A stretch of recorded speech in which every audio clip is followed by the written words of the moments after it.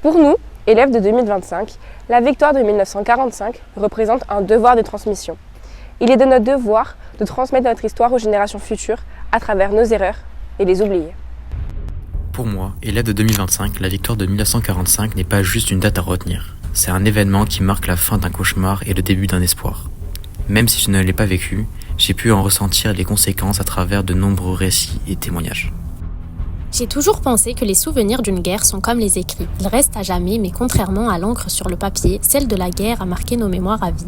L'une des choses que j'ai retenues, c'est que la guerre touche tout le monde, de près ou de loin, et qu'elle ne laisse personne intact. Elle détruit et change les destins. On pense parfois que parce qu'un conflit est loin, il ne nous concerne pas, mais c'est faux. Même à distance, on est touché, on se sent impuissant face à la souffrance des autres, et on réalise que la paix est quelque chose de fragile qu'il faut protéger. En France, la résistance est incarnée par la figure du général de Gaulle. Mais derrière ce géant de l'histoire, des milliers d'anonymes, combattants de l'ombre, incarnent dans leur étonnante diversité l'amour de la nation française. Pour illustrer cette diversité, il est pertinent d'analyser le rôle des femmes dans la résistance, celui des résistants du maquis Bir Hakeim et celui de la Légion étrangère.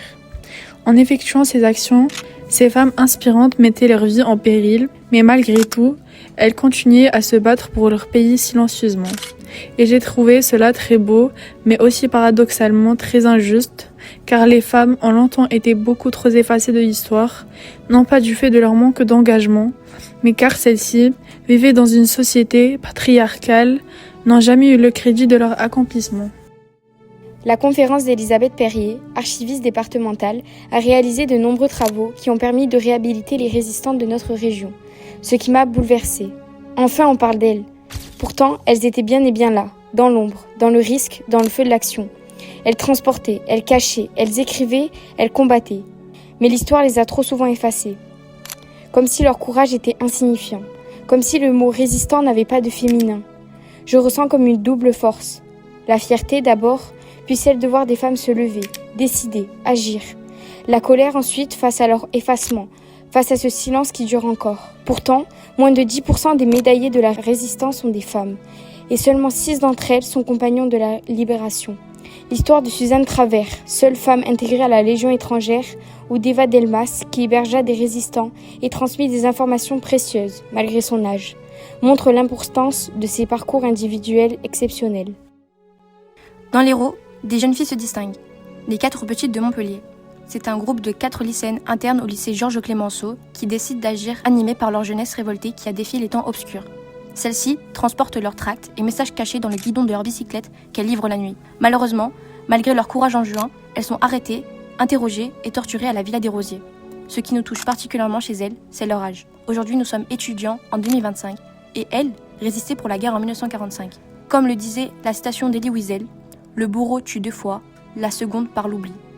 Il est donc de notre devoir de nous en souvenir et de le transmettre aux générations futures.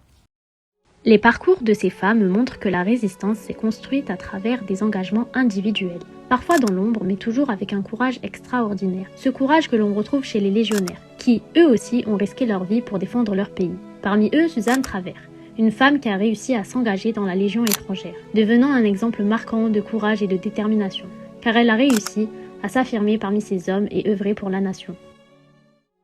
La Légion étrangère a également contribué glorieusement à la victoire. Cette histoire-là ne figure pas dans les manuels scolaires ou les programmes officiels. À la 13e de BLE, des légionnaires venus des 4 coins du monde ont offert un soutien indéniable à la victoire et à la libération. Ce sont des hommes courageux, liés par une promesse plus forte que les frontières. Au combat, si chaque homme affronte la plus immense des solitudes, loin de sa famille, loin de sa terre, ils avancent quand même guidés par l'idée que par son sacrifice, la paix reviendra. Chaque légionnaire est ton frère d'armes. Quelle que soit sa nationalité, sa race ou sa religion. Tu lui manifestes toujours la solidarité étroite qui doit unir les membres d'une même famille. Tel est leur code d'honneur. La 13e DBLE fut déclarée compagnon de la libération. Pendant toute ma scolarité, on ne m'a jamais parlé de ce régiment, pourtant si proche de nous, situé aujourd'hui au Larzac et qui a joué un rôle dans la victoire. J'ai réalisé à quel point cette victoire demeure un symbole fort, plein de leçons pour ma génération. Les témoignages m'ont appris que derrière chaque souffrance, il peut y avoir une renaissance. Quand on a souffert, on n'a pas envie de voir les autres souffrir. C'est une valeur importante à retenir. Ils ont transformé leur tristesse en sagesse et je trouve que c'est admirable. La victoire de 1945 n'est pas uniquement militaire, elle est avant tout humaine, résultant d'un courage tant collectif qu'individuel.